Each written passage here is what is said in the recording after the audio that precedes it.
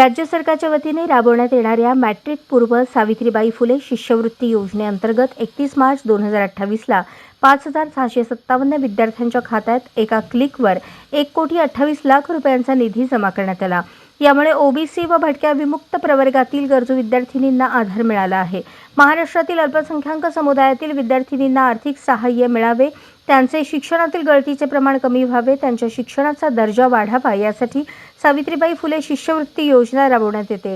ही योजना 5वी ते 7वी आणि इयत्ता 8वी ते 10वी मध्ये शिकणाऱ्या विद्यार्थिनींसाठी आहे। या योजनेअंतर्गत अनुसूचित जाती, विमुक्त जाती, भटक्या जमाती आणि विशेष मागासवर्गीय या समुदायातील विद्यार्थिनींना आर्थिक सहाय्य दिले जाते। या योजनेसाठी अर्ज महाडीबीटी पोर्टलद्वारे ऑनलाईन करता येतो। 2024-25 या शैक्षणिक सत्रातील शिष्यवृत्तीचे वाटप 31 मार्च 2025 रोजी करण्यात आले।